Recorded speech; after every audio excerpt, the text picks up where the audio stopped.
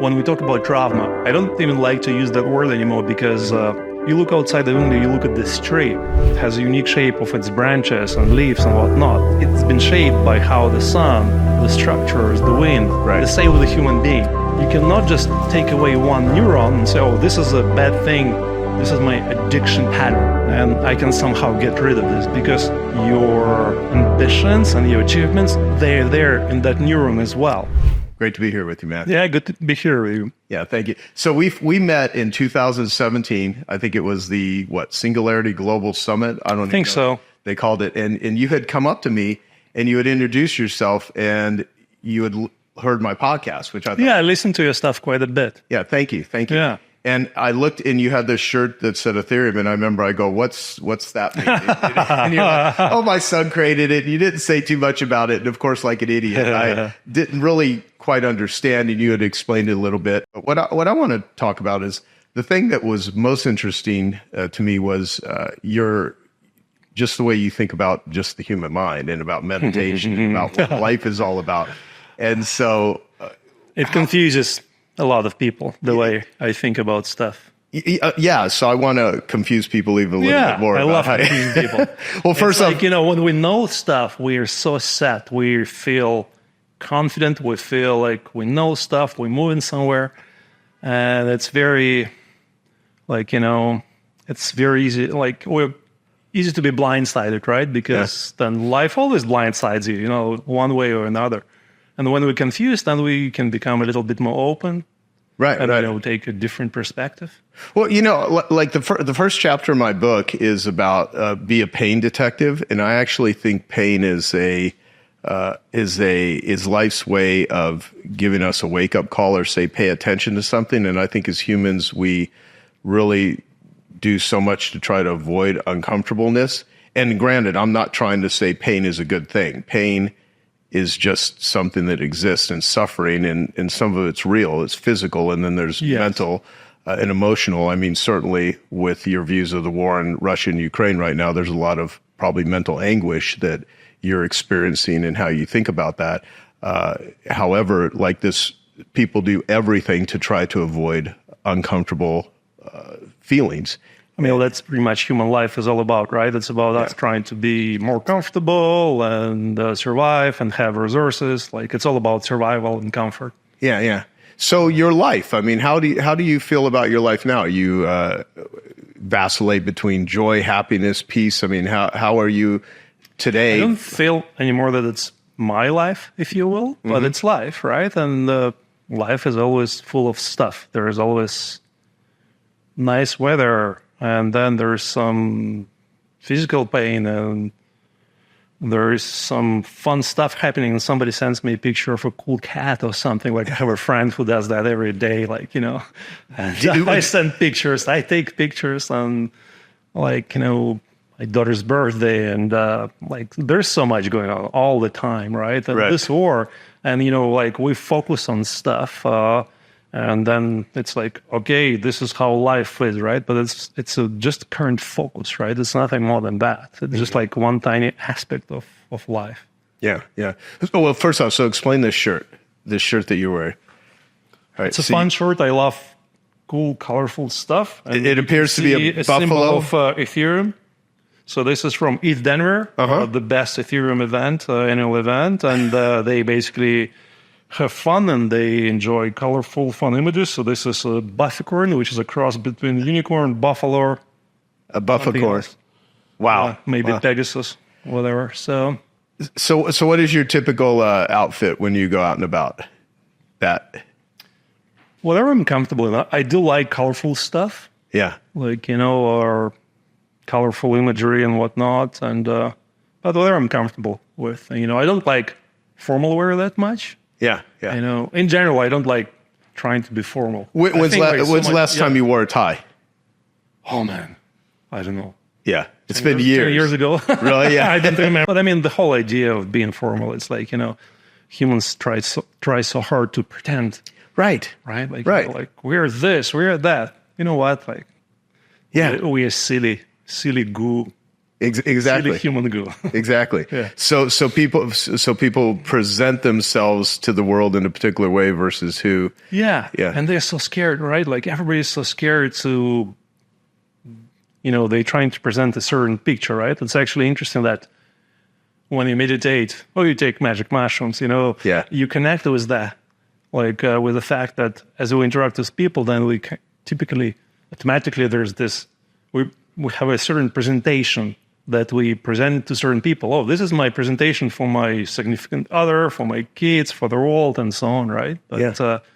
and it's fine, like people like to be on this journey to authentic self. It's a fancy way to be these days, right? But the way I look at this is like, there's no such thing as authentic or inauthentic self. In every given moment, you're absolutely 100% authentic to this moment. And, and you're striving to look important maybe, or striving to whatever, or not striving to, that's your current authentic self. The self is not a fixed thing. It's like constantly, moving shape. Yeah, absolutely. I think that there's times in our lives where we're selfish, we're self-centered, we're desperate, we're greedy.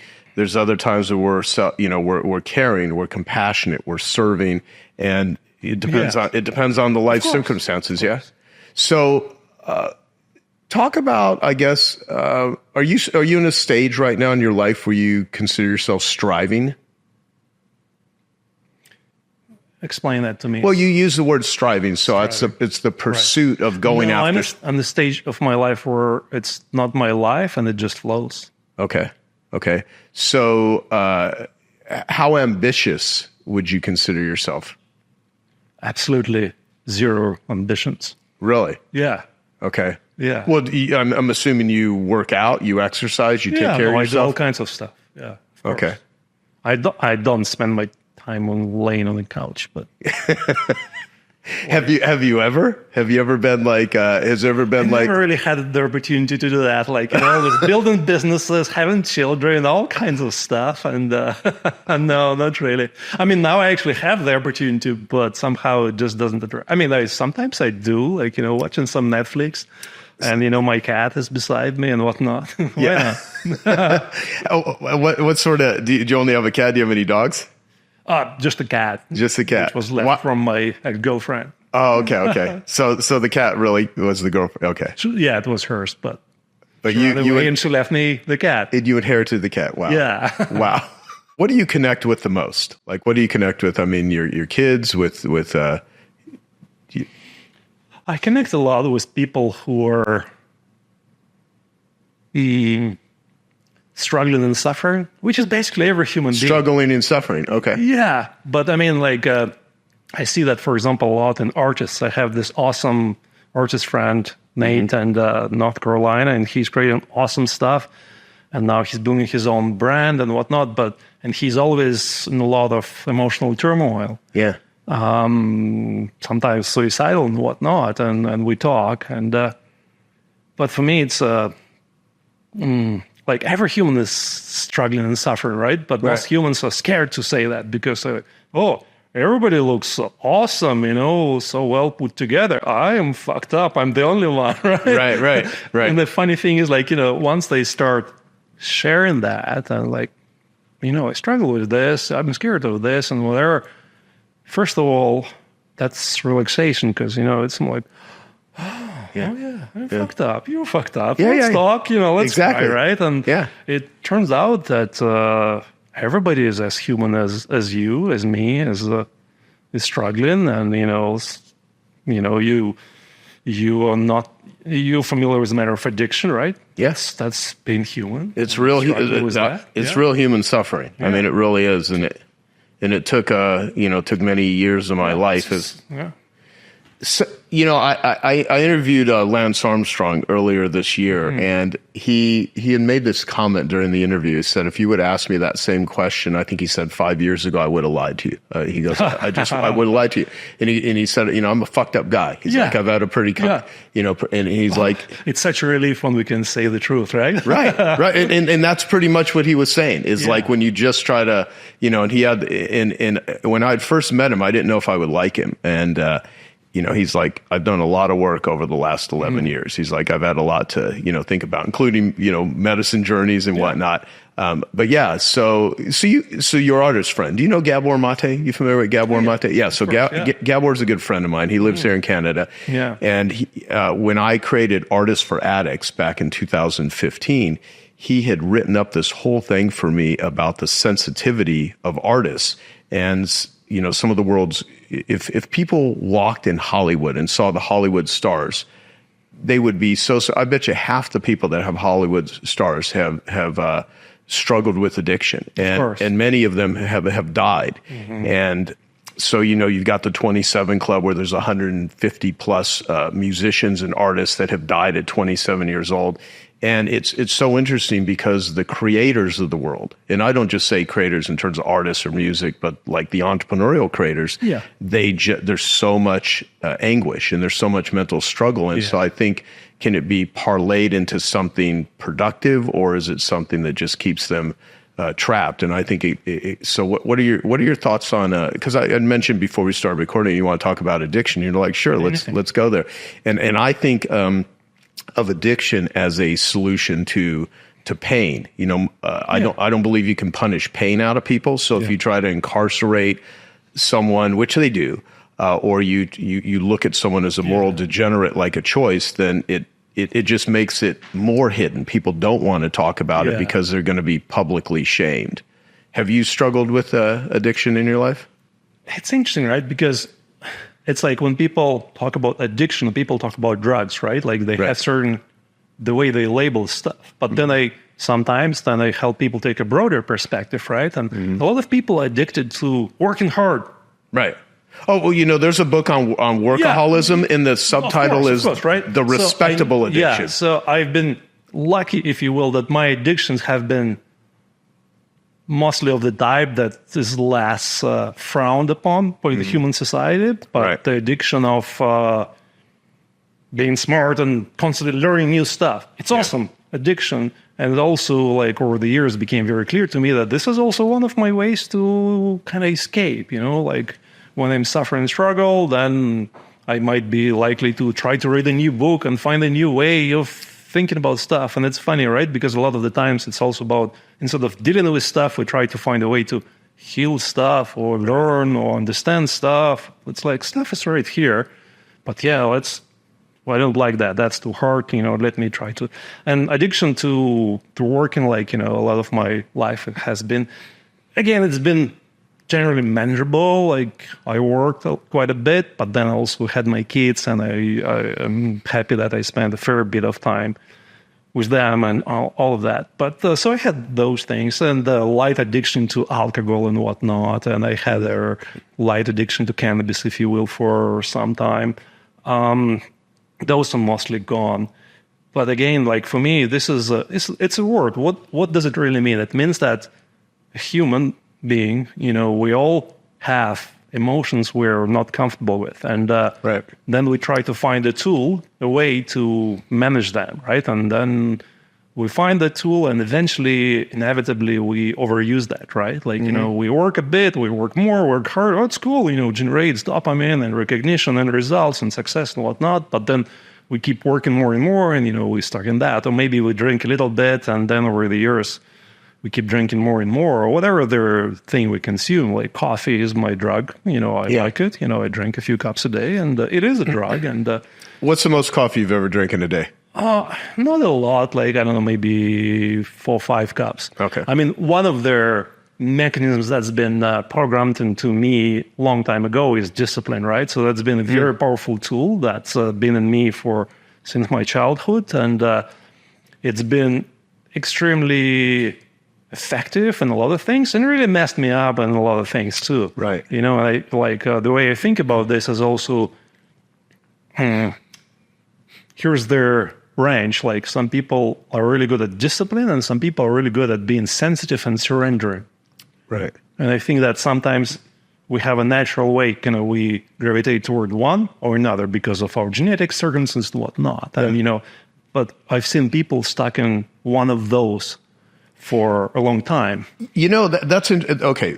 So where my brain goes with what you just said is that when I was in the peak of struggling with my addiction, the worst stages were when I was 18 years old. I was freebasing cocaine. I was snorting crystal meth. I'd taken LSD probably 75 times before the age of 18. I was taking speed. I was getting high every day, smoking cigarettes, drinking alcohol. It was a mess. Yeah. And in my worst state, there was 1 week where I had not eaten for hardly anything for the entire week. And on average, I was weighing 120 pounds. And when you're a male and you're 5'10", that's freaking skinny. And there was 1 week where I had just eaten hardly anything. I'd just been doing coke all week. I was up just almost nonstop for this whole week. And I weighed myself and I got down to 105 pounds. Wow. And I looked like a freaking skeleton. And people were telling me, like, you need help, you need help. And it would just piss me off. And I was oblivious of seeing how messed up I had become. And so obviously I write about this in books that I've written and whatnot, so I won't go into the whole story. What ended up happening is I got out of where I was living. I drove to New Mexico in this piece of crap pickup truck and lived in a trailer with my father and got sober. And the first 6 months were just grueling. And then I ended up getting a job selling gym memberships. And for the first time in my life, I started consistently exercising. Then I met someone there and I got a job at a mental hospital. And I was a mental health tech. And I would drive, one of the things of my job was to 3 times a week to drive the patients there that were adults for drug addiction, alcoholism, to AA meetings, Alcoholics Anonymous, NA meetings, Narcotics Anonymous, CA meetings, Cocaine Anonymous. And I would sit in on these meetings not realizing how valuable that would be not only to my life then, but in my future life, because my core addiction was sex addiction. And that stemmed from being raped and molested as a kid. And I was paid money not to say anything. I also didn't have any female upbringing because my mother died when I was 4 years old and my father never remarried. So he was just, tormented. So I had really not a very happy, it was a miserable childhood. But basically I just didn't deal with any of the trauma. So I'd gotten sober from drugs, but I never dealt with the underlying issues that caused me to drink in the first place. And so that term dry drunk, there's a lot of dry drunks, and a lot of my very successful friends and colleagues, like you had mentioned, they're workaholics. But it is this compulsivity that you get rewarded in the world. You get high status, you can make a lot of money, you can actually do a lot of good stuff, but inside, there's this drive that is driving you crazy. And so workaholism, sex addiction, drug addiction, these were all... Nice bingo. Yeah, exactly. Bingo. And I'll tell you, like during the pandemic and during this big, the NFT craze that was a couple of years ago, I was looking, even thinking of myself and the people I was talking with, it totally mirrors gambling addiction. Crypto addiction is very similar to gambling addiction. And I'm like, man, there's a ton of people in that space that struggle with addiction, on top of the fact that they're staring at screens all day long, because internet addiction, porn addiction, gambling addiction, gaming addiction, these are all these compulsive ways that people try to scratch the itch. So, the spectrum of, I think that line, the opposite of addiction is connection. In the ultimate form of connection is getting into a state of flow where you just, time disappears and you feel really connected there. And in most human life is kind of in between, and it vacillates between joy and misery, although from my perspective, I think it's more unhappiness than happiness. And I don't even think happiness is like the goal. As a matter of fact, I mean, some of the world's greatest achievers and people that have done things did not live most of their life in joy. A lot of it was, how do you view sacrifice, and how do you view, what you're willing to endure pain for different people, for different causes, for your family? I mean, is there places where you're like, I will trade peace of mind for productivity in these areas?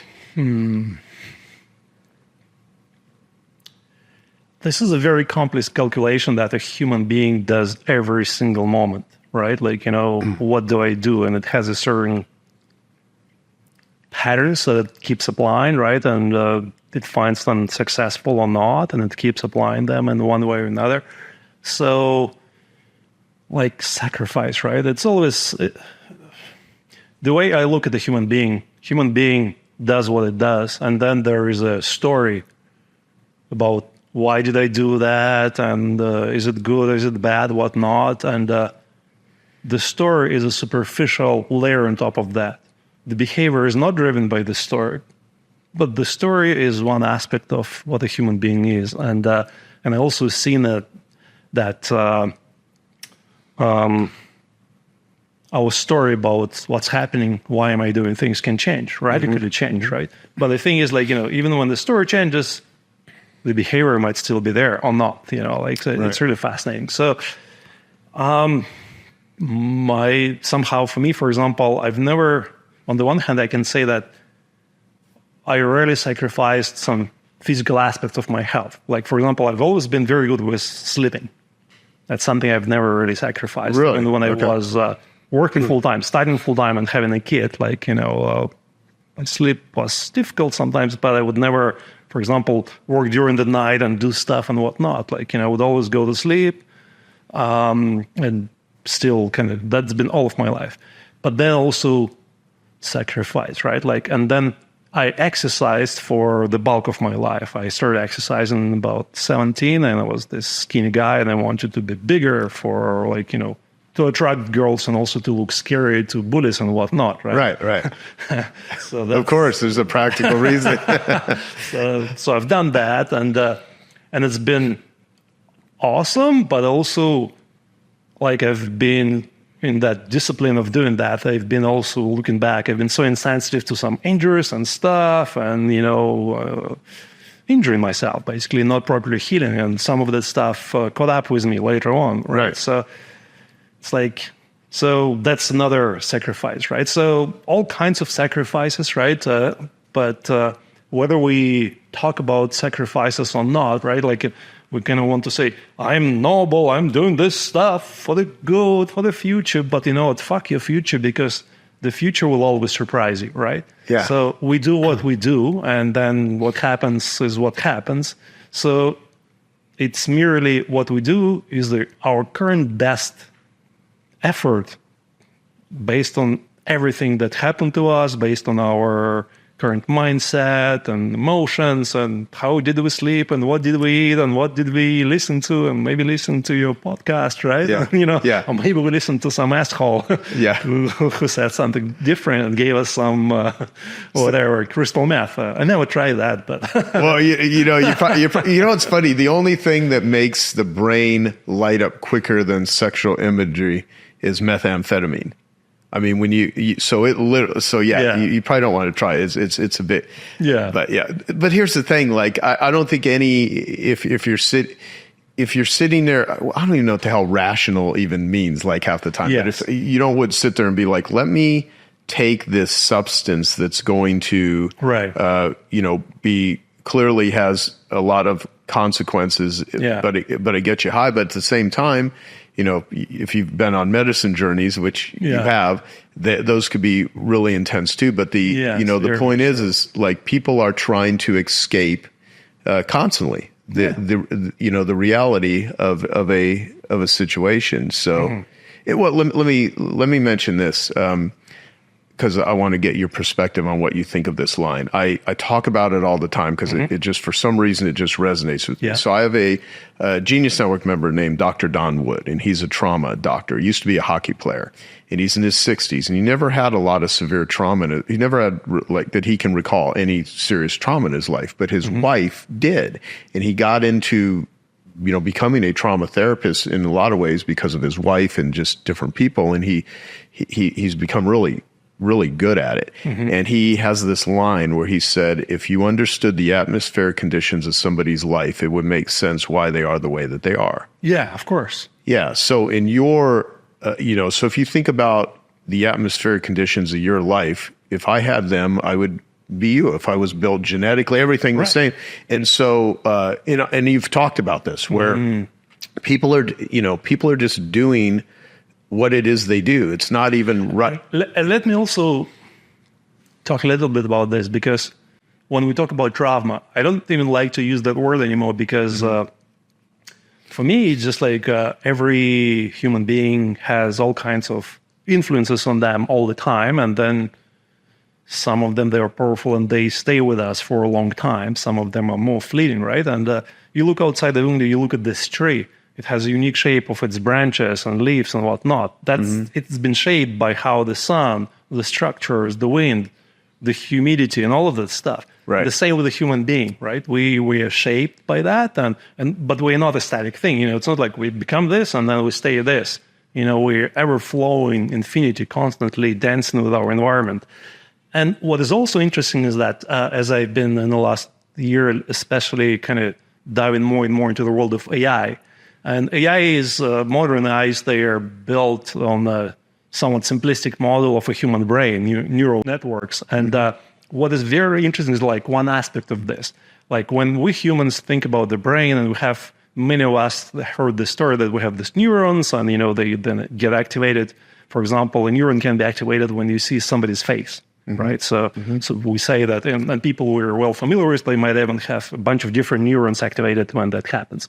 But anyways, and human brain is one unique aspect of this, is that it's much more complex than our simplistic story about this. Meaning that if you take a particular neuron, it's not that it reacts to a particular abstract event like this human being, but it reacts to maybe this human being and also affected a little bit, like it's activated less or more based on the weather, based on some maybe music, based on some of their chemicals that you have in your bloodstream from what you eating. And the thing is, so it's a very complex structure, and you cannot just take away one neuron and say, oh, this is a bad thing, this is my addiction pattern, and I can somehow get rid of this, because this is an intrinsic aspect of what you are, and maybe your kindness, maybe your ambitions and your achievements, they're there in that neuron as well. Right? So we talked a little bit about this thing about many people are now on this journey to authentic self, right? And that idea is based on a very simplistic understanding of human being, that here's my good, authentic human being, and here's some bullshit that I don't like. I'll get rid of the bullshit. I'll be so awesome, right? And this is so fucked up, man, right? Because you already are all of this. And all of your parts are interrelated. You take this part, and then maybe you will have less of this pattern, but also you will become maybe less friendly, less ambitious.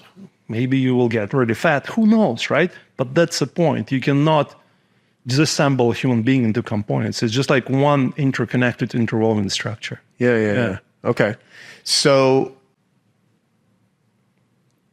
what are your thoughts on forgiveness and acceptance? And because is this human, this whole bundle of emotions and feelings and behavior, some good, some bad. And good or bad is relative to the actions and the other person's interpretation, and then your own. Because meaning the line that I will often say to people are, feelings are not facts, especially because I talk to a lot of people that are struggling with addiction. And there are times where I have felt fantastic and my life was completely fucked up. And I was delusional, right? Because my life was just not working. There's other times where I felt miserable, and I'll have people, be like, oh my God, you were so helpful with me, and you're doing so good. And I'm like, well, I don't feel like I'm doing really good. So and then there are times where it's congruent, where I am doing well. At least I feel I'm doing well, and I feel pretty good, and my life is working, right? Okay. And so forgiveness and acceptance, and how do you think about that? I think they're grandiose dreams of ego that I am forgiving you. It's all bullshit, right?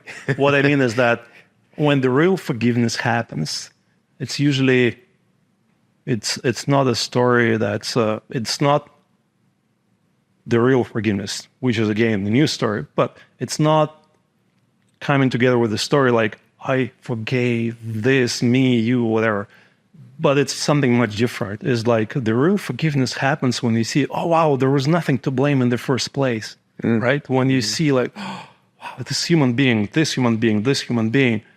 they were doing this because they were in so much fucking pain. They just, you feel their pain, you feel the compassion, right? And all of your ideas like, oh, he did this to me. Like even the person who, molested you and raped you and all of that stuff.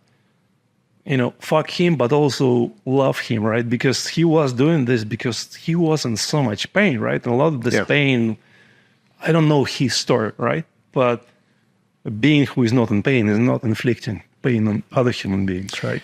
Well, so yeah, I mean, that's like the real forgiveness is really when the idea of blaming disappears, right? And the real acceptance is not like, I have accepted this because, again, like, it's an idea of trying like, here's me, human being, I'm standing somehow aside from myself, and then I'm accepting stuff, and I manage my own emotions. But you cannot manage your own emotions. The emotions, they flow, the thoughts flow, and all of this flow, and sometimes there is acceptance, right? Yeah. And you've been on medicine journeys, right? And sometimes there's a lot of fucking resistance, and sometimes you get stuck in that resistance, and it's extremely painful, right? Yeah, and very. Sometimes there's just surrender, right? Yeah. And I remember in the beginning of this year, I had a mushroom journey, and I came out of this, and there was quite a bit of resistance, and it wouldn't fully go away. And I came out of this with a very powerful insight, and the insight was like, fuck you, Dima, right? And I posted about this, and some people misinterpreted that, right?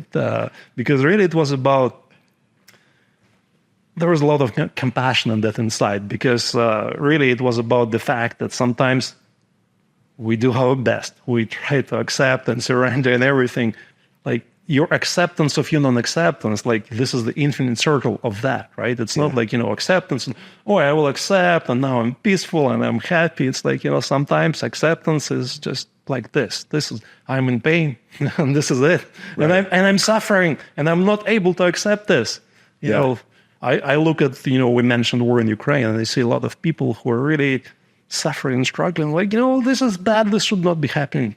You know what, this is happening, right? Like, our struggle is always, we have an idea how reality should be, but the reality is different. And like, it should be different, right? And the thing is, like, we can still act, but we don't have a story that things should not be this way. Putin is a fucking asshole, but also, like, he's a human being who's been really messed up with whatever his circumstances were, and he's just a natural phenomenon, right? Like, we can blame him or, shame him. We can say, yeah, I mean, this kind of stuff he do, he lies, he kills people and all of that, right? So this is the reality, right? Can we act based on the reality, not of like the ideas like, he should not be doing this, like he's doing this. Right. Well, same with us.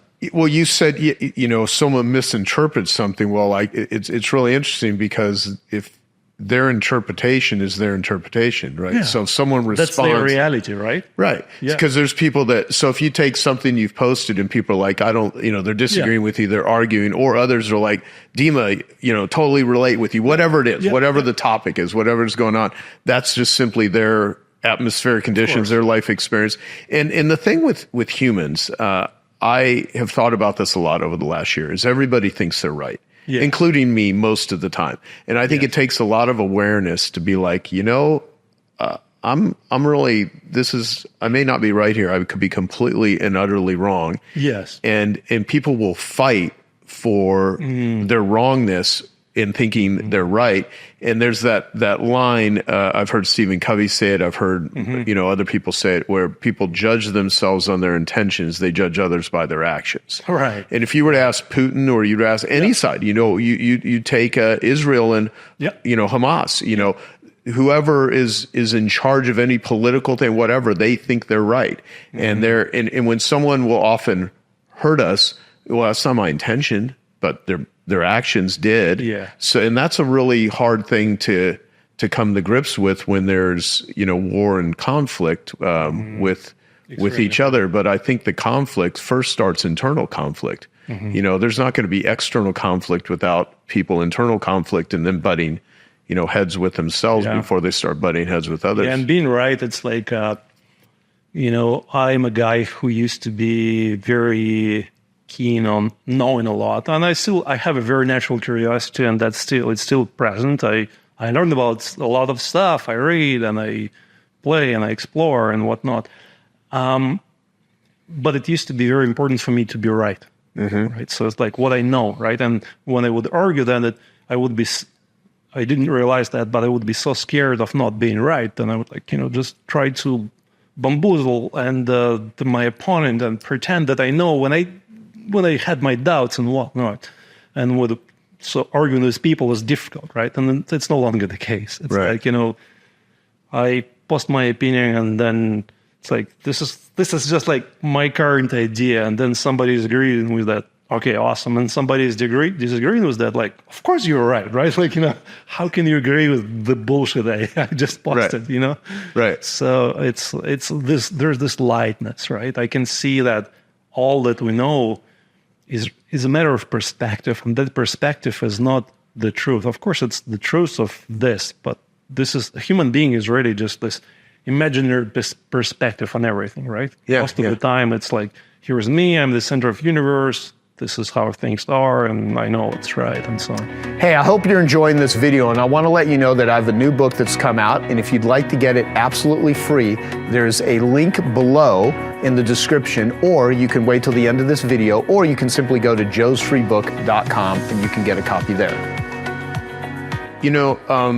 I have a friend, Dan Sullivan, who has company strategic. It's one of the reasons I'm here in Toronto, right? I'm going to see him, tomorrow. And we had done a podcast a while back where we had talked about, the reason people kill each other on the planet is because of accidents and resources. We want someone's oil, we want their land, we want their women, we want their whatever. Those are, whatever they want. Yeah. We want their gold. We want their cattle. Then accidents. You're born this religion. You're born this color. You're born this race. You're born over here. And so it's very hard to make sense in my mind about all of this. All of this human pain and conflict that people bestow upon each other. And you mentioned ego. What's the healthy way to utilize ego, and what's the unhealthy way that it just fucks you up? The idea of healthy or unhealthy utilization of ego is the ego itself, right? Because the ego thinks that it's in control, and it knows what is healthy way and what is unhealthy, and it can decide which one to use, and it can judge. That's the ego. Yeah. Do you believe that the ego is necessary, though? Like, for instance, if you're being bullied or you're in a leadership position and you wake up and you have a very bad day, you're sick, you physically don't feel good, and you have to address you have to take care of your kids. You have to, at what point, or someone is approaching you at what point does surrender work versus when does what? No, we're going to.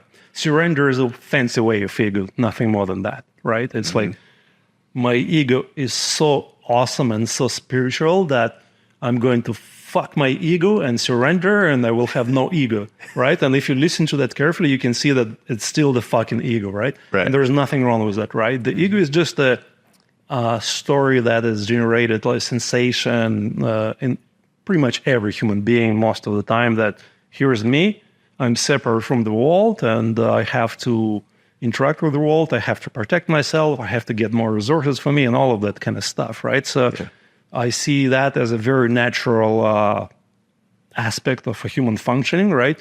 And that natural aspect of human functioning can be expressed in many different ways, right? And sometimes it becomes expressed in really in violent ways. It can be expressed in fancy spiritual ways, and all of that. Why not? Yeah. So when I don't know how long ago it was. 2 years ago, maybe 3 years ago, when you had told me about meditation process you had gone through. And so I ended up signing up for something that you had recommended and going through it. When did you start meditating? I did a fair bit of meditation. I don't remember on the first time I tried. I'm thinking maybe 12, 15 years ago when I really started kind of getting into this. And then for some time I meditated quite a lot. It was for a few years, it was a couple of hours every day. And before that, I tried, and then I would succeed and whatnot. I remember at one conference, there was some fancy monk speaking, and I'm like, buddy, like, you're talking about this meditation that looks awesome, but, I'm unable to find half an hour every day or whatever you recommend. And he's like, hey, if you cannot find half an hour, why don't you start with 1 minute? I'm like, oh, that's a cool idea. I've always been a big fan of baby steps, that kind of concept that really helped me in so many areas of my life. So I started with 1 minute, and then eventually became 10 minutes and 15 minutes and 30 minutes, and eventually it became 2 hours for quite a bit. So I meditated quite a lot, and also at some point I did this really awesome course, Finder's course, which was really about taking people within 4 months through a lot of different types of meditation, because we are humans and we like to play and explore. So we developed we invented so many ways to do that. So that was really fascinating to kind of look at that. So I did that, and then eventually, a couple of years ago, year and a half ago, I think, it stopped. Really? Yeah. Okay. So do you meditate? No. I mean, maybe I do, but I don't think of it as meditation. No, it's more like, life and meditation, they stop being different activities. Well, you know what? So we're really talking about things that are related to the nervous system and to the functioning of the body and the movement of it. So certainly, I've always liked the line, the issues are in the tissues. And so if you don't involve yourself in some sort of physicality and it's just purely mental, there's a big part of human expression that you're not experiencing. And I even think of addiction and work and art and music as expression. Humans are just expressing creatures. And we're either, sitting still or we're moving around, and driven people that will be like type A or however they're labeled. And I even have a Genius Network member and a friend named Dr. Doug Brackman, who wrote the book Driven. And he talks about how 5 to 10% of humans. I think I've read that book. Yeah. Oh yes, it's a fascinating book, and he teaches people how to meditate by doing open-eyed meditation while shooting rifles, right? And he talks about the driven entrepreneur, the driven individual, where it's a genetic mutation, the D2 and D4 gene, which I don't even fully understand.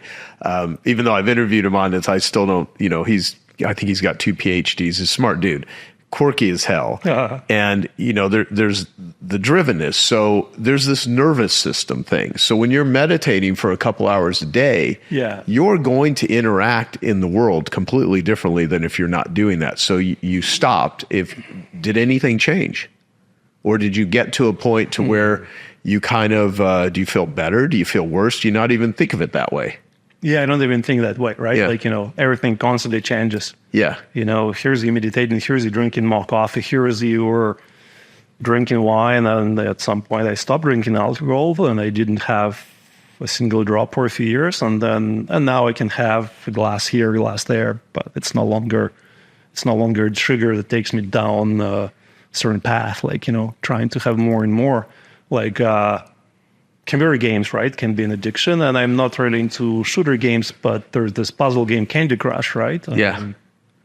So well designed. Like, when I play it, I can see, oh wow, so well designed as they throw different stuff at you and they're trying to get you addicted. And I used to sometimes play a lot. And, I have never played Candy Crush in my entire life. I don't even understand it, but that's I mean, it's just a puzzle game, right? And the way it works is kind of distracts your mind from stuff. In a way, it can be, I read some interesting research some years ago that can be helpful to process some emotional stuff. And I remember I took my mom for her 75 years a while ago to Rome. And he didn't want to go because her mother, my grandmother, was pretty sick, close to death. But I'm like, Mom, she's been that way for a while. Let me take you for your birthday. We went to Rome and having a good time there. And then my grandmother dies while we're there. And my mom is in a deep, dark space. And I remember that research. I'm like, hey, Mom, let me show you this game, Candy Crush. And, and I pointed her to Candy Crush. And she took her a little while to figure it out. And she started playing. And at least it seemed to me that it made her suffering easier for her to process. And to this day, she still sometimes plays and whatnot. And I mean, it still was difficult. Like, just losing your mother, like, that's hard, right? And then her being away from that. So, we went back within like a few days. But so,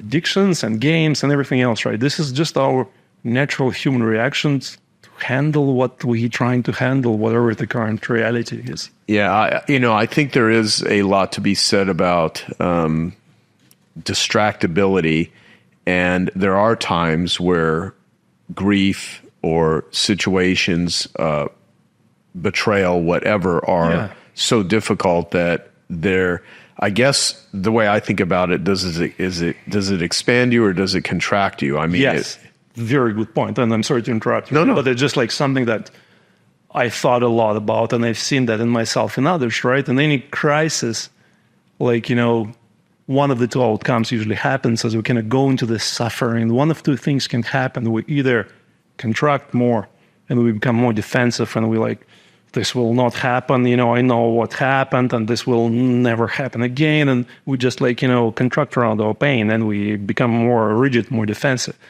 or we fall apart, Right. and we fall apart. It's a very fucking difficult process, right? And happened to me recently as this breakup that I went through. It really triggered deep abandonment trauma that was sitting deep in me. And I was just like, doing so much crying and screaming and waiting, and thanks to medicines, I was able to do that with abandon. Right. And falling apart was so beautiful, because at the bottom of this, there is so much peace happens, right? Because you experience what you're scared of. End of the day, every difficult situation, why is it difficult? Because it triggers an emotion that for some reason, this particular human being, is having a hard time with, whatever that emotion is, right? Let's say grief and sadness and loneliness, whatever it is. And once we experience that, magic happens, and the brain kind of looks at that like, yeah, that sucked, but you know what? Not a big fucking deal. We're okay. We're here, right? And it's no longer that scared of that emotion. It stops being this thing. It's like that we're constantly protecting, like, no, don't do that. They should not say that. The government should, blah, blah, blah. Like, all of those should and should nots, right? They're really us trying to manage the emotions, trying to protect that, right? And once we experience that emotion deeply, when that happens, something magical can happen, right? So that's exactly what you said. It's about like, we either expand and there's freedom or relaxation, or there's more determination and contraction, which is very powerful in itself, right? Sometimes that's what we do. Like sometimes we use that mechanism. We persevere through some really difficult stuff, and in war, and it's extreme, right? But building businesses and dealing with kids and dealing with loss, with all kinds of stuff. But powerful mechanism, and they have their place and they have different consequences.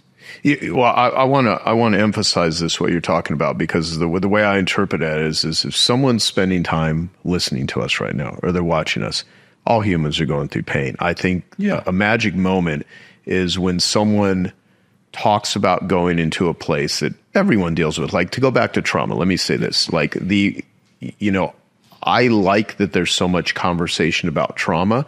The downside to it, though, is you have a lot of people now that are, and I have to be careful of this myself, is that live in Woundology, where they use their story, their pain to manipulate or to make themselves feel like, like I can tell horrendous shit about my childhood, and I can get people to empathize with me. I mean, people be like, and if I identify with that too deeply, it becomes like, well, everyone's had shit. Every human being has pain. And so when you just talked about, like, you were wailing and you were crying and you were unraveled and how peaceful it became, that is, like, there's that Joseph Campbell line I love, which is the cave you fear to enter holds the treasure that you seek.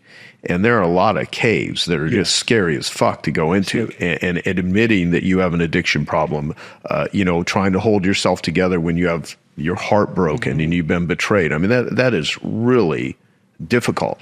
I can't even fathom. I will often think about some of the shit I went through. And one of the things that comes out of the addiction recovery work is, as weird as this sounds, I will talk to people on a weekly basis that I hear stories where I'm like, I cannot even imagine this person went through this. And a lot of these people have they're grappling with it. Some of their lives are out of control, but other people have transcended it. I mean, they have done the work. They have, whatever the work is, right? And I'm long past like there's a right or wrong way to do stuff. People have to go through, I mean, I have ideas of things that are helpful for others, and that's why I like hearing other people's stories. I like hearing how did you go through this? What did you learn? What did you discover? And so for me, it's really encouraging when people have gone through enormous pain and they have come out, on the other side, and they have become better humans. It's fascinating. So with, it's almost like for anyone that's listening that is going through something that they think, I don't even know how to deal with this, and I'm hiding it from everyone. I have this shame, I have this pain, I have some loss, and I can't seem to get my life into a place that even feels good but you kind of went there. So did you actively seek out this, or how do you, when you're in a situation like that, how did you get to that medicine journey? What needed to happen for you? We do what we can. We do what we have learned, and we keep trying different things. We're also creative, and we keep trying new things. And it's interesting, and you talk to humans, right? That's a very powerful way of dealing with different things. And it reminded me, I'm blessed that I have a lot of amazing humans around me with very deep, authentic connections, right? Where we can share stuff, and it's not about advice. It's not about telling people what to do, but it's about just sharing. It's like, I know what, this fucking sucks. Oh yeah, I've been there, right? It's just like being human, crying together, all of this, right? And I had some friends who are like, end of the day, as we talk to another human being, and they express something difficult, right? Some difficult emotion. Sometimes it's hard for us to feel that emotion, and we start giving them advice. Well, you should not feel that way. And a few people in my, I talk to them, like, you have so much to live for. Look at the bright stuff. I'm like, thank you. I know that, right? But it's, who cares? Right? Yeah, it's not what I want right now. Yeah. Right? Right now I'm in pain. This is the reality. That's it, right? That's very simple. And it reminded me, like, some of the people I talk to, sometimes some of my friends and connections, people who are suicidal, right? Right. And again, when you talk to a person who is suicidal, I see the reaction in many people, oh, you should not be talking about this. You should not be thinking this way. Why? Because they are scared themselves. It's like, oh, what if they do die? What does it mean for them, for me? And well, you know what? When I talk to somebody who is suicidal, I just appreciate that they're sharing this with me, right? And right. I felt somewhat suicidal. I felt deep pain in my life. And I can empathize with them. I can be just with them without trying to invalidate what they feel, without telling them that this is wrong. Right. And you know what? We humans, end of the day, we're just complex monkeys, right? Yeah. And when another human can see they're in deep pain and their brain is like, I'm in deep pain, and am I dying? Is this normal? This is bad. When they can sense from another human, this is normal. They can sense the peaceful presence. Right. It's normal. It's absolutely fucking normal to sometimes want to kill yourself. Yes. Is it absolutely normal to sometimes feel deep pain? Yes, right? And when they can sense that, not in intellectual level, but they can sense, oh yeah, this human being is not freaking out. They are with us. If they sensing our pain, they're still here. They seem to be okay. Maybe I'm okay too. We kind of learning that, right? So kind of that deep empathy that we get from a peaceful presence of another human being, that's so powerful, right? So, the question you asked is about how do you go there? And there's no answer to that, right? Because sometimes you will go there, sometimes you will not be able to go there, right? In my life, in the last 10 years, I discovered the very powerful tool of psychedelic medicines, and they've been awesome. They've been sometimes extremely fucking difficult and challenging, but they also been very powerful. They help this organism to fully experience some of the emotions that it was not able to experience, from extremely deep sadness and despair and helplessness, or even anger. Most of my life, anger was a very difficult emotion for me. It was very hard for me to sense it in people around me. and also pretty much impossible for me to experience myself. I could not raise voice at people, right? I could not scream. I remember I was at some conference and they're like, hey, we're doing this. So that was maybe, I don't know, 10 years ago or more. Let's do this fun exercise. We will scream. And people are screaming. And I'm like, well, I cannot scream. Wow. Right? Just for fun, right? And then eventually I did some medicines, 5-MeO DMT, if you're familiar with 5-MeO. I did a lot of screaming, and that was fun. How many times have you done 5-MeO? I did it with a particular guide, a really awesome human being. So I did it maybe 7-8 times over the course of 6 years. Wow.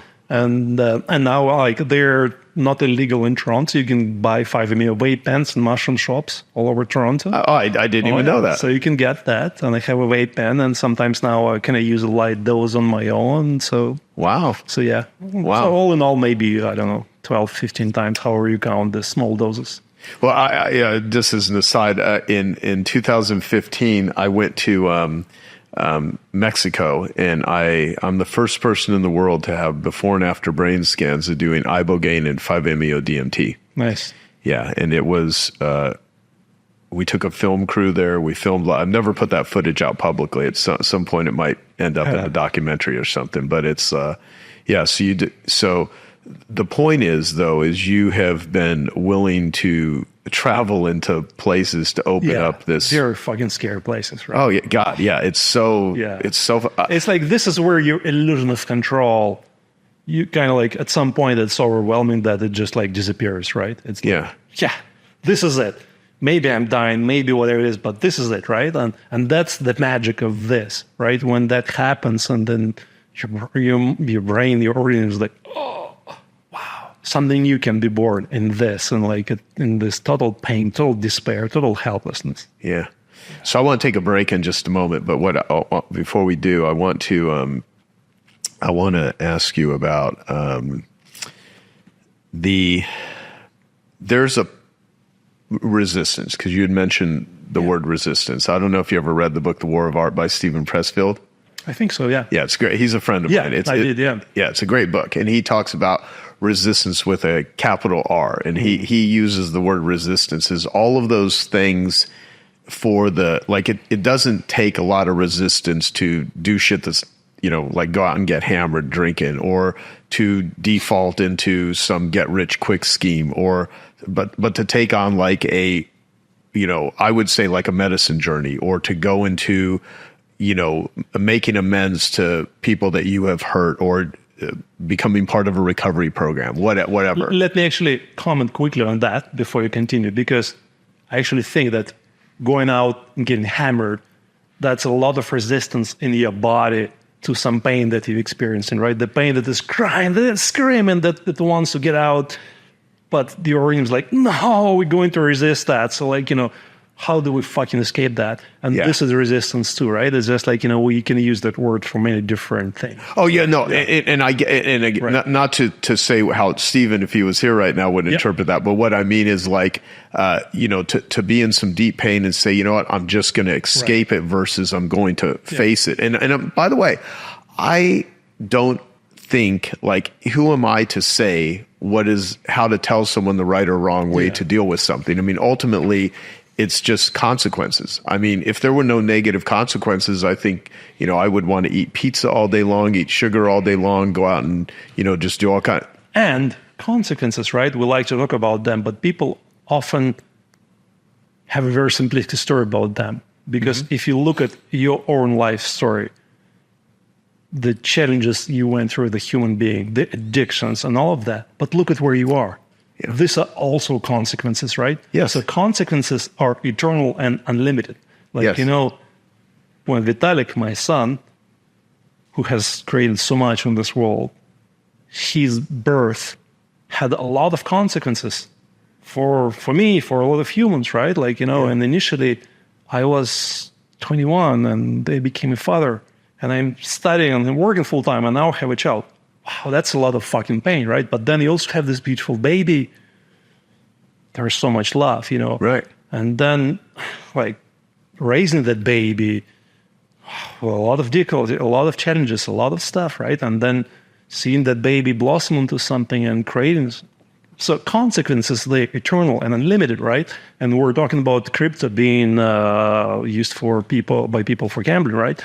And some people kill themselves, right, after gambling away their crypto money. And then I've come across online some people saying, like, I hate you fucking, Vitalik and Bitcoin or Ethereum, whatever, because my relatives killed themselves after they gambled away all of their fucking money in crypto, right? So that's a consequence too, right? So what I'm saying is, like, consequences are unlimited, eternal, and they're spreading out like this, right? And when we say, let's think about consequences of this act, well, you know what? You cannot, because you don't know what they're going to be. And and I guess it matters the timeline too, right? Exactly, right? That's what I'm saying. Yeah. The timeline, and it will shift. Well, so for me, one of the things that never made sense to me, I would say, when I first started going to 12-step meetings, and there's many things. I don't say 12 steps is the only thing. I mean, there's community, there's biochemical, there's nutrition, there's trauma work, there's meditation, there's breathing, there's exercise, there's the environment. There's all these things that factor into, what we do and how we do it. And I used to sit and hear people say, I'm so appreciative of my addiction. I'm so appreciative of, it was a gift to me. And I'd be like, what the fuck kind of gift just makes my life unmanageable and not work? And I'm obsessed and I'm destroying my life and I can't control it. How is any of this a gift? But now you fast forward to the work I do today in the ways that the shit that I had to face and do in order to stop doing or to, just do life differently, to learn a new way of living. That's how I interpret, so when I say consequence, it depends, there's a consequence to a lot of stuff. It's just, so now I fully understand the gift. And I guess I'll say it this way. I have a friend named Jenny Lachlan, and she, I'd used to say this and I forgot about it entirely. And then 10 years later, I'm at a meeting and she's like, cause she's a speaker and she's a comedian. She's funny as hell. And she said, comedy, what comedy is pain plus time equals comedy. And I'm like, I used to say, and I love that. And you take a breakup, right when it happens, it sucks. I mean, it's right. If there's love there and there's loss, I mean, it's just, it's so hard to describe, your own version of heartbreak, right? Yeah. You have to, you go through it. You can't just dismiss it. I mean, it is in you biochemically. And I look at a lot of the things where I thought at the time, I can't believe I've lost this person. I can't believe this happened. And I look back at it and I'm like, thank God I dodged a bullet. Right. And then secondly, it's like I can laugh at shit that in the moment, none of it was funny. Yeah. It was just grief. But again, but I'll tell you. Sometimes you can laugh in the moment, right? Or right after the moment. I remember the last time, I did 5-minute DMT with this guide back in September last year. And it was right when this whole breakup thing was just really starting to unravel. It was very painful for me. So as he gave it to me and I'm starting to feel that it's coming on, I'm like, oh, wow, this is going to be one mother of a trip. And I'm like, hey, buddy, can you lie down with me on the mattress? And I just hugged him. And for the next half an hour or however long it was, I was just and then hugging him. And it was so much pain and it was extremely difficult. And on the outset of this, there was so much freedom. And I was just laughing for the next hour after that, right? Yeah, so it's they right there, the pain and laughing, they're just our ways of feeling the pain and feeling, and just laughing away for the human nervous system to just fully release.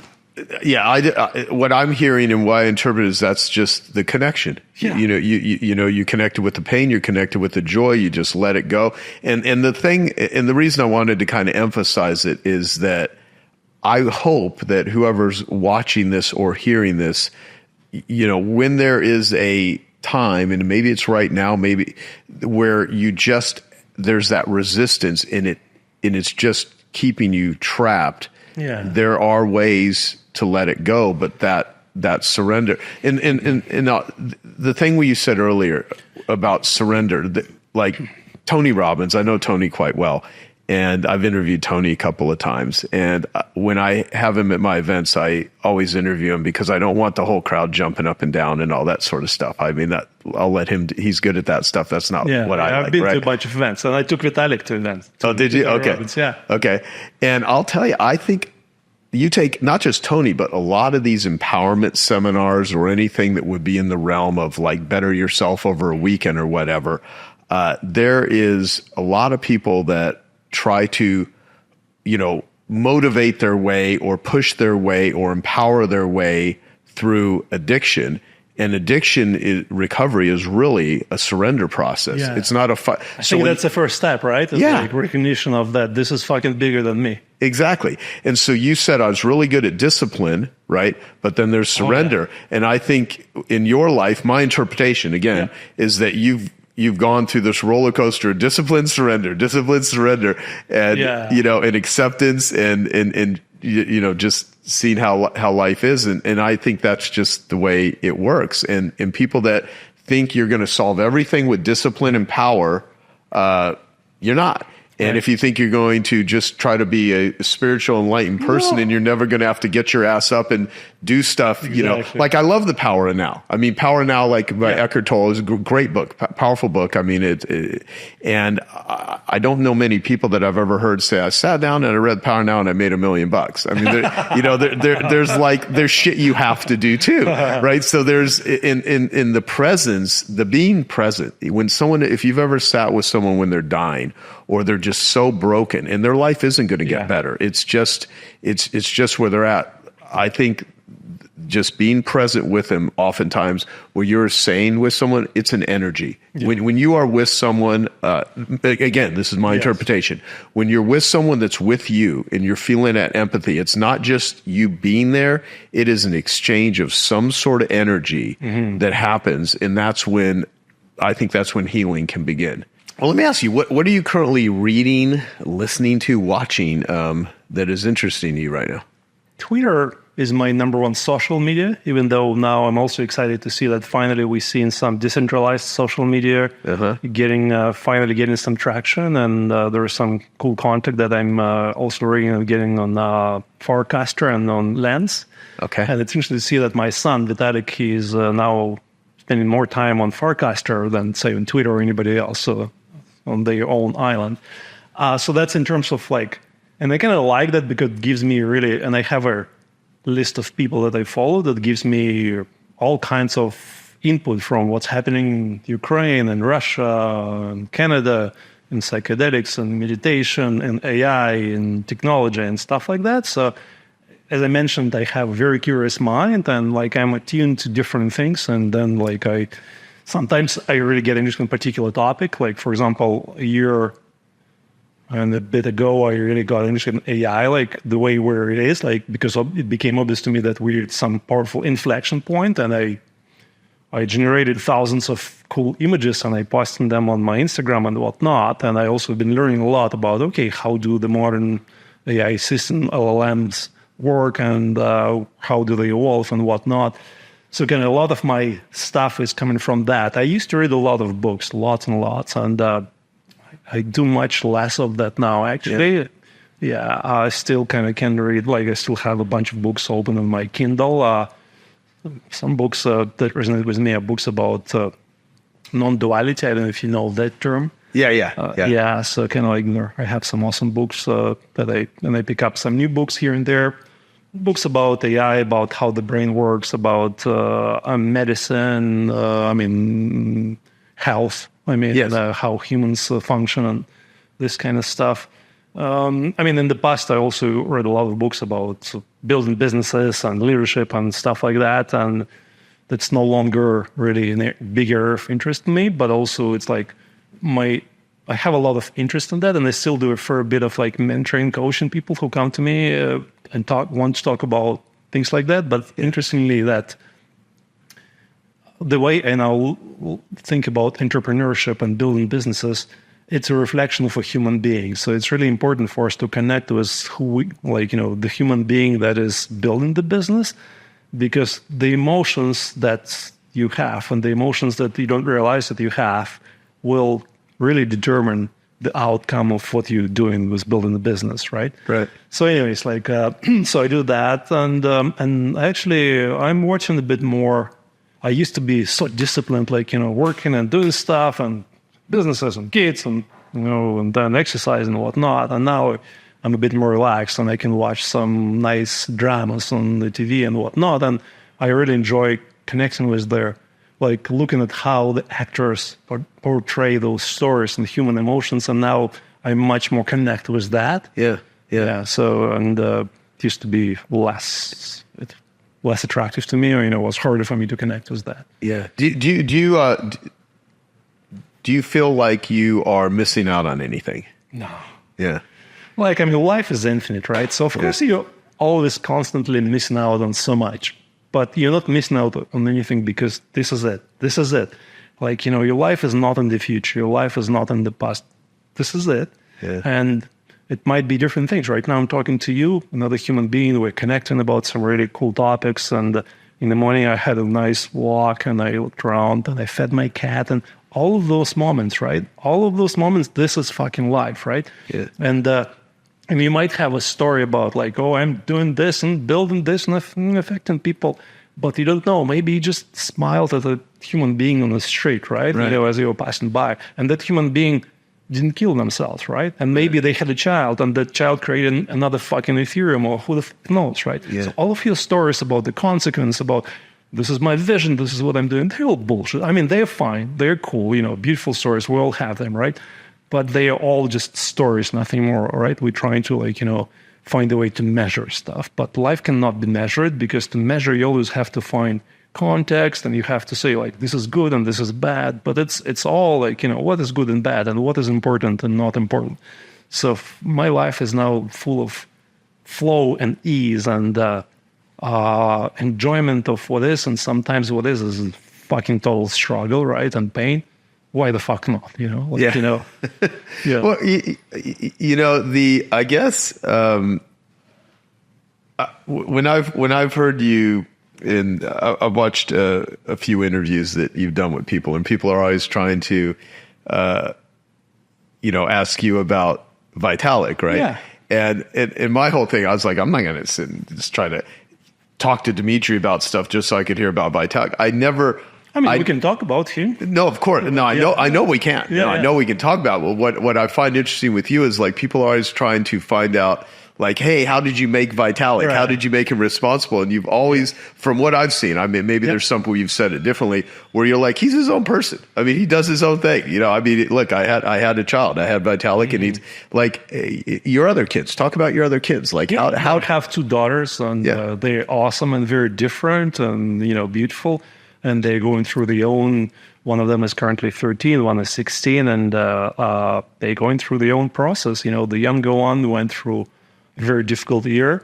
For some reason, during COVID times, I think, developed really acute social anxiety, and it became really hard for her to go to school.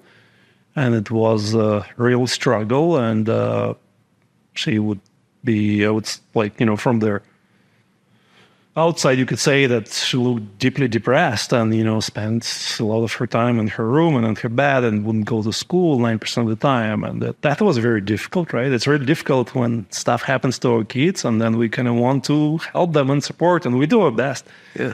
And sometimes it's the suffering is still there, right? It's that's like the deepest surrender too, right? Like when you're trying your best to help the suffering person, whether that person is another or you, but then you've done all that you can think of, and this is it, right? Like end of the day, it's God's will. And I'm a fucking atheist, if you will. I'm not, I'm no longer, I have a very different take on religion now that I used to have. I grew up in the Soviet Union when it was like religion is bad and all of that, and then my view on that has shifted and evolved so much. Did plant medicines have anything to do with that? No, maybe, yes. Sam Harris, I'm sure you've heard the name, right? Yeah, I've met Sam before. His book, Waking Up, had a powerful influence on me maybe 10 years ago. And, the book is about spirituality. So at first, his book helped me separate religion and spirituality, because for me, it was all oh, that bullshit, like that I don't touch. And then his book, Waking Up, as a subtitle as a spirituality without religion. So I'm like, oh, okay. Religion, spirituality, I can see the difference. And then also in his book, there was a chapter about psychedelics, because like, oh, these medicines can be something like 20 years of meditation. I'm like, what? Drugs, meditation, what's the connection, right? And I got really curious and explored that. And yeah, so like the way I view the universe, God and religion and spirituality has changed so much. Oh, well, same here too. I mean, look, growing up, my mother was a former nun. She left the convent because she was ill. I went to Catholic church early on. I had a lot of abuse that happened under the guise of God. I had a real issue. I'm not going to go deep down the rabbit hole with this. I had a lot of issues with God. And then in recovery, seeing so many people that had a belief in something that I could not even wrap my head around. But whatever was connecting with them, and whatever helps someone to feel connected and make their life work, is if they're being a decent human, if they're, whatever. I mean, and so it's a bit of a mixed bag. I love the saying, religion is for people that are afraid of going to hell. Spirituality is for people that have already been there. And another friend says, Lord, help me to search for the truth, but spare me the company of those that have already found it. so, but the thing is, whatever one connects with is whatever one connects with. So as a father, as a parent, what advice would you give to anyone about Yeah, I would say fuck all advice. Yeah. Well, no, it's funny because I'm asking you that, but I almost knew you would say that because you're just like, there is no advice, it's but like the recognition of as we parents and we deal with this human, and quite often we come at it from this story of like, I'm a parent, this is a child, right? And they have to. Children trigger us, right? Like when they don't listen to us, but we mean good for them, they should do this and that. And sometimes we're able to just see them more as another human being, right? And then we can connect with like their humanity and our humanity. And just, again, with Vitaly, as he was growing up, like my nature is about not trying to force stuff, but it's more like, hey, Vitaly, this is the situation. Here are the things that, here are the options, right? It's kind of on you to decide, and there are consequences, right? So kind of being more peaceful, because, again, as parents, we want to protect our kids. And it's like this thing. It's like we want to have them comfortable and happy, but then also we want them to be prepared for life. So then we try to teach them the right way to be. And the thing is like, they will be in their own unique way. And then we will do our best to help them and support them as much as we can. And we will mess it up in some ways, right? They will pick up some stuff from us we might not even be aware of. For me, it's about just deeply loving the human. This human, their human child, and their situation. Like, as my younger daughter was struggling with her stuff, and we're doing everything to trying to help her, and sometimes then she screams at us and like, I hate you, and I can scream back now, thank you to medicines and whatnot, but it's like all of this is no longer you against me and this is bad, but it's more like their recognition of, wow, this is a beautiful, difficult human situation, right? So not losing the sight of that, right? Well, like, having multiple perspectives at the same time. That's possible too for us. And how recently has that been that way? Because you said, now I'm able to scream back. When were you not able to scream back? I would say that maybe until about 5 years ago, it was extremely hard for me to raise my voice, but screaming or whatever was pretty much impossible. So you've had some pretty transformations in the last 5 years. Yeah, 5-7 years. I would say that kind of shifted quite a bit, and there's no limit to all those transformations. Like, you find new layers, right? Human is an infinite onion. Yeah, that's awesome.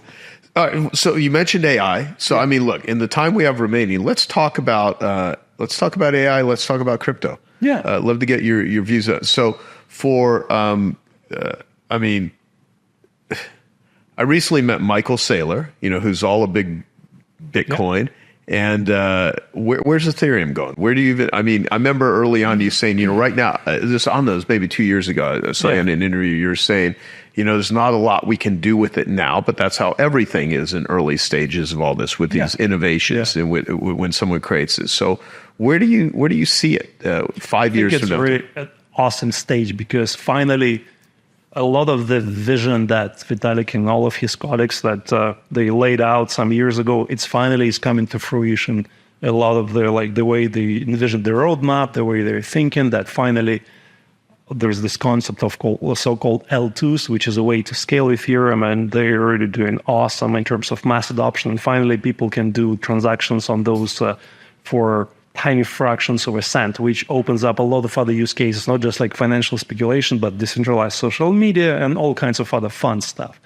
And even when I look at Vitalik, right, for a long time I could sense in him it was like the first 5 years they were the most difficult because he had this vision and he kind of wanted to just be on the side and have ideas and other people build it, but then he had to be right on that because all kinds of people went into Ethereum, all kinds of assholes who were really trying to kind of stir it in a really different ways. So he had to step in and be much more of a leader that he really wanted to. He wanted to be chief science officer or whatever.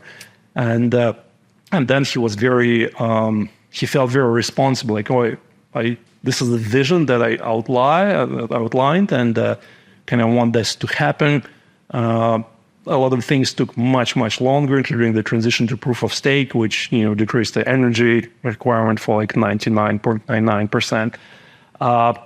And now he's in a much better place because Ethereum is much less about Vitalik. He still contributes a lot of cool ideas, and he's seen as a leader. But there are so many amazing people who are doing this. And for me, it was a huge learning too, because I'm a guy who built businesses, right? So initially when Vitalik was building Ethereum, I was trying to give him some advice, if you will, or at least some ideas based on my experience with building businesses.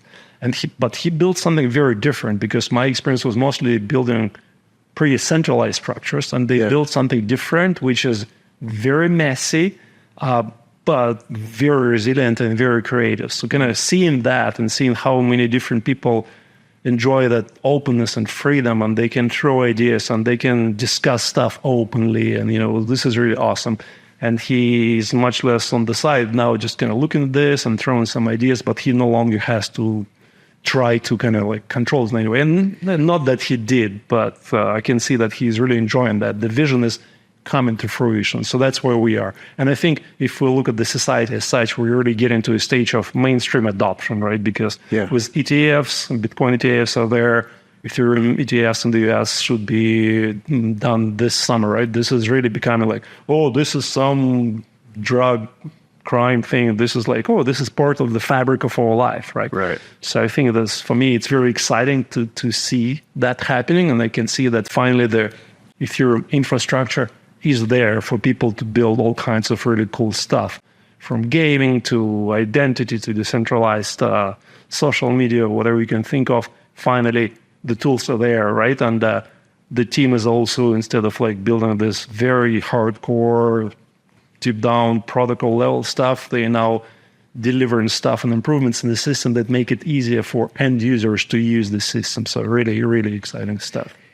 So is it hard for you is it tempting to not get involved with all of this stuff? Do you have to resist because it doesn't seem like I need to jump in and just do something, in which you could. I mean, the position you're in, you guys have, you're in the middle of all of this. Do you? No, because I've never really been involved in any hands-on way. Yeah. I've always been more kind of sitting on the sidelines and cheering on. And you've wanted it that way, right? Yeah.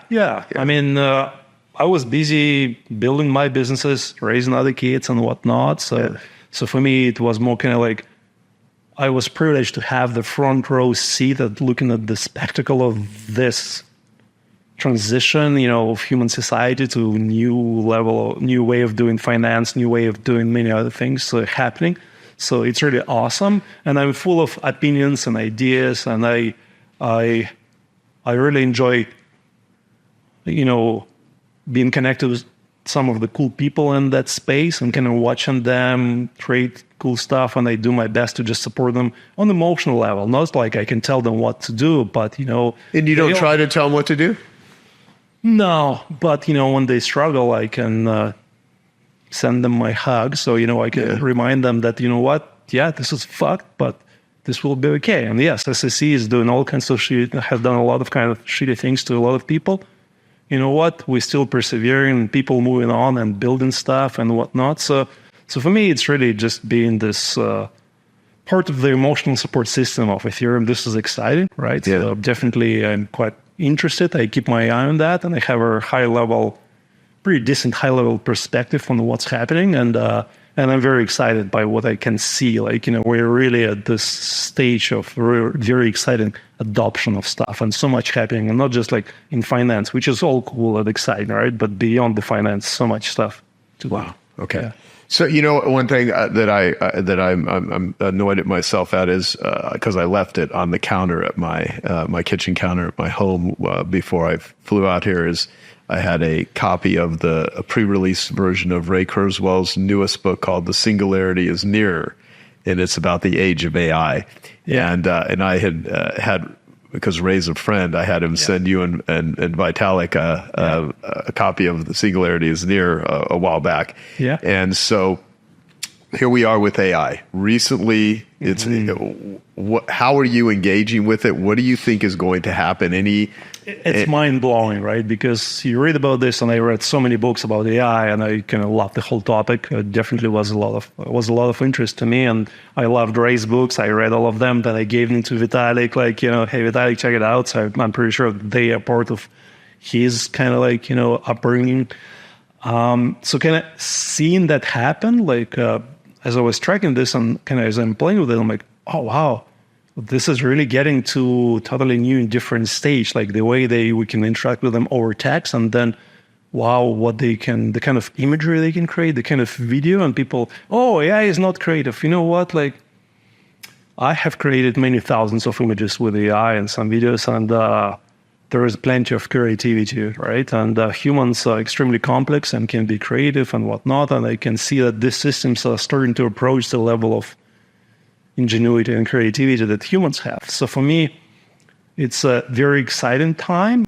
And one thing I can tell you for certain, nobody has any clue where it's going, just because there's this concept, if you know the name Stephen Wolfram, I love his writings, and he's a very smart guy, but this concept of computational irreducibility, meaning that you cannot predict the behavior of a complex system with a simplistic model, simply because this system is more complex than your model. So the only way you can do this is by the system as complex or more complex, right? And that's the point. But nothing is as complex or more complex as life, as universe. So there's no way to model that, right? So we now, with AI, we're creating those kind of systems that cannot be modeled by a simpler system. So actually, AI will become better and better at being able to model humans. So they will be able to kind of interact with humans in a way that humans cannot even imagine kind of how it would impact them. So for me, seeing all of that and seeing how this is going to, I can see that it's starting to impact so many industries, and the impact will continue to accelerate. The speed of change will continue to accelerate. In my life, I have seen personal computing paradigm, internet paradigm, crypto paradigm, now AI stuff, right? And the thing is so I'm turning 52 shortly. So I'm pretty sure that the next 5 years we will see as much change as I have seen in 50 years of my life, right? And this is a crazy, unpredictable change that will affect every industry, every human being in some unimaginable ways, right? So for me, it's not about trying to, where is it going? There's no way to know. But the thing is how we humans will deal with that, right? Because the biggest issue with humans is always dealing with change.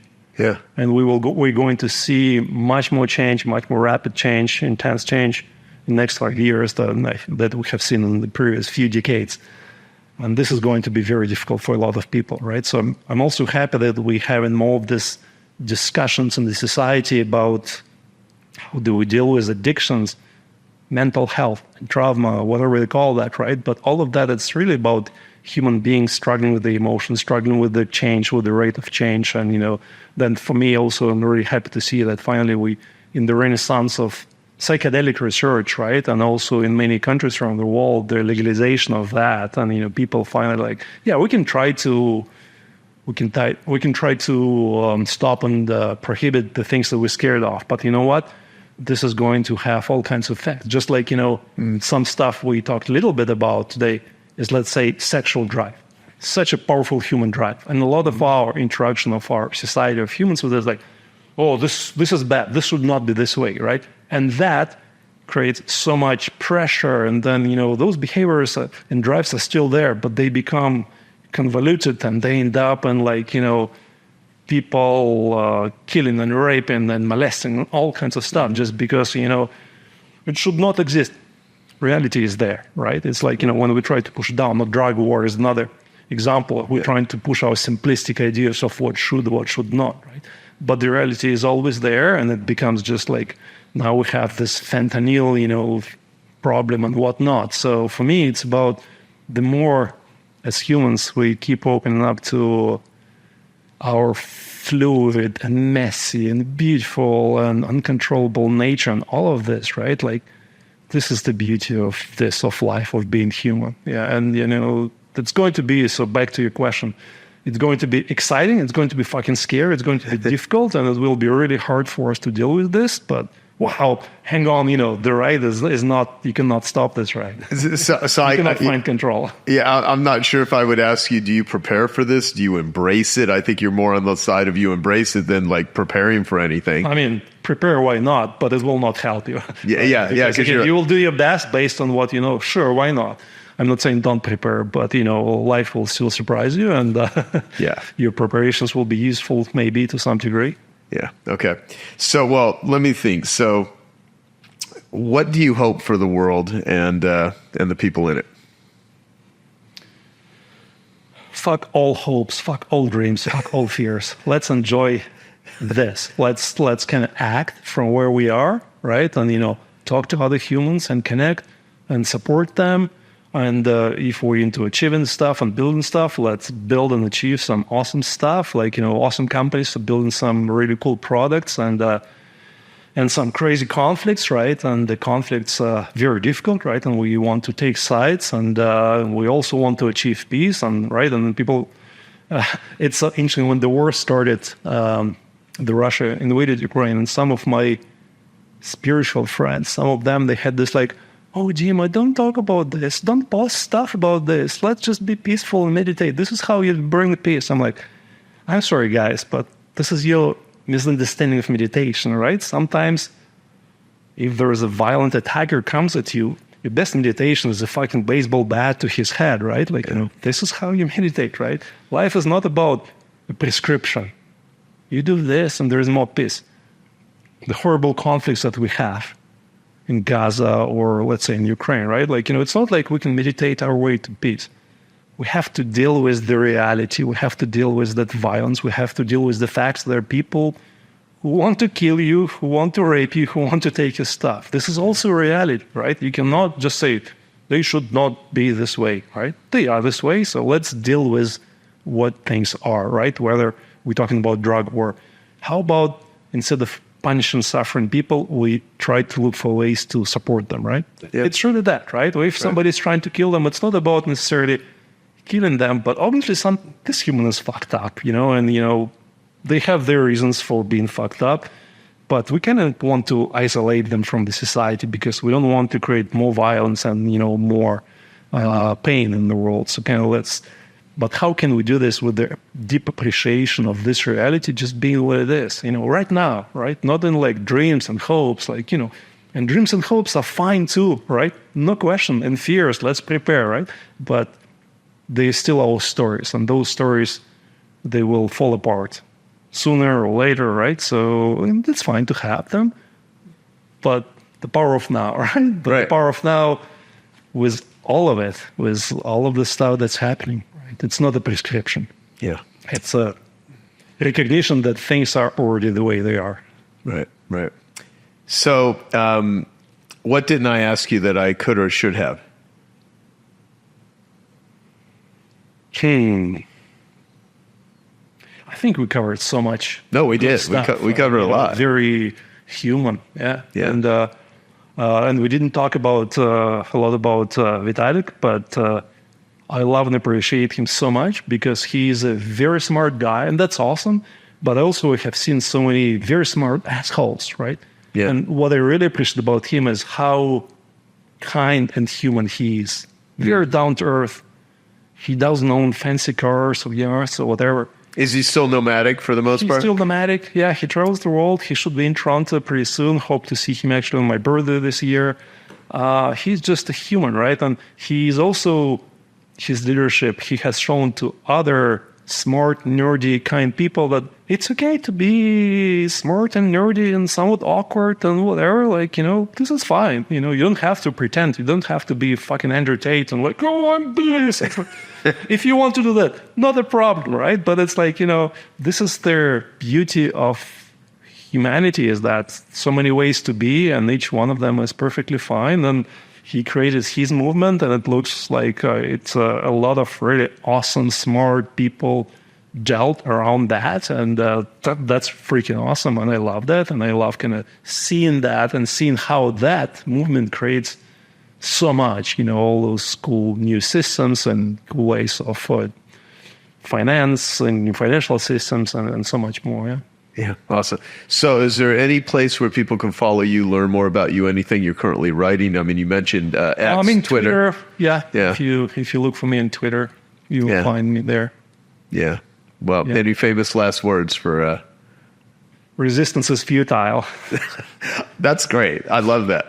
Well, if you enjoyed this, share it with someone that you think may want to hear it, because we talked about a lot of very human moments. I think that was the most valuable thing. And I learned a lot too. I mean, I learned a lot just talking with you here, and it really reinforced some things. And I appreciate you spending the time here and talking about this, and hopefully in the future, because I know you're always on the cutting edge of what the hell's going on, and you have very unique perspectives on things. So we could, even in the future, I'd like to just stay in touch and maybe do a future one. But thank you for coming out. And for those of you watching, go give someone that you love a hug.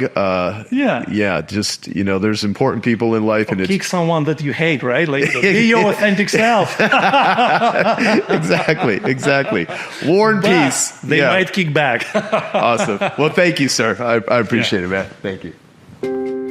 Okay, I hope you found that video awesome and useful. So if you want to get a free copy of my book, I want you to click here. And if you want to watch some more videos that'll be useful and awesome, click here.